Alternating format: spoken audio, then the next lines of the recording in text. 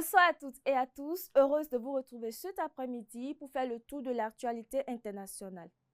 Au sommet de ce journal, au Sénégal, l'autopsie d'Abdoulaye Ba révèle de multiples traumatismes. L'Algérie et le Niger ont relancé le projet de gazoduc transaérien. Et puis au Kenya, grève à l'aéroport de Nairobi, des milliers de passagers bloqués.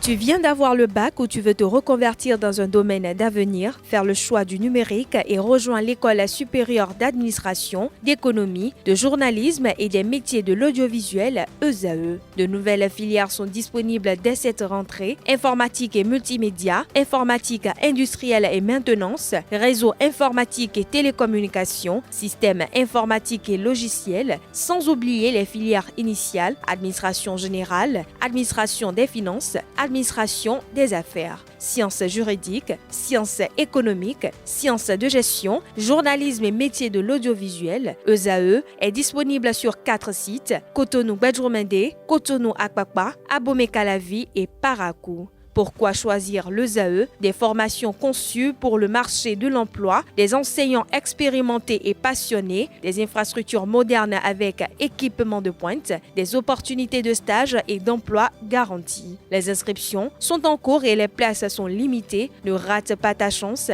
donne vie à tes ambitions avec l'ESAE. Contacte-nous vite par appel ou par WhatsApp au 01 98 98 14 00 ou via email scolarité@esae.bj et visite notre site web www.esae.bj. Ton futur commence maintenant avec l'ESAE. Tu investis dans un avenir professionnel, concret et sécurisé. ESAE, l'excellence à un nom. Mesdames et messieurs, rebonsoir. Comme je l'annonçais en titre, au Sénégal, l'autopsie du jeune Abdoulaye Ba, dont la mort a provoqué une vive émotion dans le pays, révèle de multiples traumatismes à la poitrine et au crâne, ainsi qu'une hémorragie interne massive. Les conclusions ont été communiquées par les autorités judiciaires sénégalaises. L'affaire concerne les circonstances du décès du jeune homme et continue de susciter une attention nationale. Suivons ensemble. L'autopsie d'Abdoulaye Ba, étudiant en médecine, décédé lors d'une intervention de la police universitaire dans un campus de Dakar au Sénégal, a été relayée ce week-end par les médias nationaux. Le jeune Sénégalais dont la mort a secoué le pays aurait subi de multiples traumatismes à la poitrine et au crâne et une hémorragie interne massive. L'étudiant est décédé sur le campus de l'université Cheikh Anta Diop de la capitale sénégalaise lors des troubles. Les circonstances de sa mort restent floues. Dans une déclaration faite samedi, le procureur général a déclaré que les preuves disponibles ne corroborent pas les rumeurs de violences physiques infligées à la victime. Ces propos ont suscité une réaction du collectif des associations étudiantes de l'UCAD qui a accusé le procureur de semer la confusion et exige que toute la vérité soit révélée. Le groupe d'étudiants avait mené les manifestations qui ont donné lieu aux affrontements et affirmé la semaine dernière que M. Ba avait été brutalement torturé à mort par la police. L'Algérie et le Niger ont annoncé la relance du projet de gazoduc transaérien. Ce projet vise à acheminer le gaz nigérien vers l'Algérie puis vers les marchés internationaux. L'annonce intervient dans un contexte de réchauffement des relations entre les deux pays et concerne la coopération énergétique en Afrique de l'Ouest et du Nord. Suivons plutôt. Le président algérien Abdelmadjid Tebboune a reçu lundi à Alger le général Abdourahmane Tiani, chef de la junte militaire nigérienne. La rencontre inaugure une nouvelle dynamique entre Alger et Niamey après des mois de brouille. Signe de ce retour à la normale, la relance du projet du gazoduc transsaharien long de 4000 km, il transportera le gaz extrait au Nigeria vers l'Algérie. Au Kenya, une grève des employés a perturbé les vols à l'aéroport principal de Nairobi. Des milliers de passagers ont été bloqués. Les travailleurs réclament de meilleures conditions de travail ainsi qu'une augmentation salariale. Le mouvement social a entraîné d'importantes perturbations du trafic aérien. Reportage à suivre. Une grève a perturbé lundi les vols à l'aéroport international Jomo Kenyatta à Nairobi. Les employés réclament de meilleures conditions de travail et des hausses de salaire. Des milliers de voyageurs se sont retrouvés bloqués, certains attendant à l'extérieur du terminal, d'autres coincés à l'intérieur. Trent Brisky, touriste canadien, ignore quand il pourra repartir.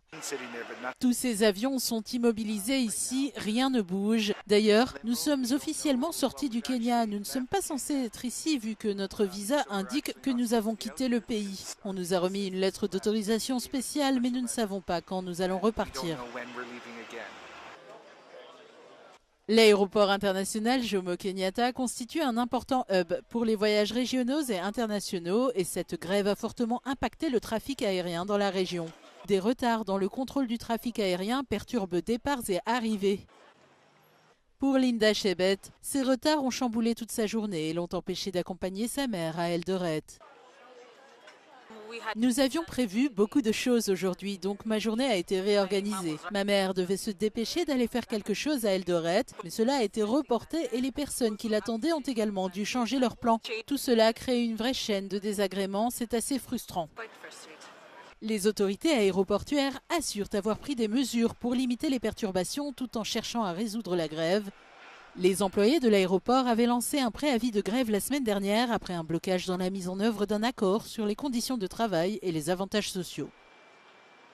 Toujours à Nairobi, le ministre égyptien des Affaires étrangères est en visite officielle. Cette rencontre vise à renforcer les liens commerciaux et les investissements entre l'Égypte et le Kenya. Reportage à suivre. Le Premier ministre kényan Musalia Mudavadi a reçu lundi à Nairobi le ministre égyptien des Affaires étrangères Bader Abdelati. Cette visite officielle marque la volonté des deux pays de renforcer leurs liens commerciaux et d'investissement.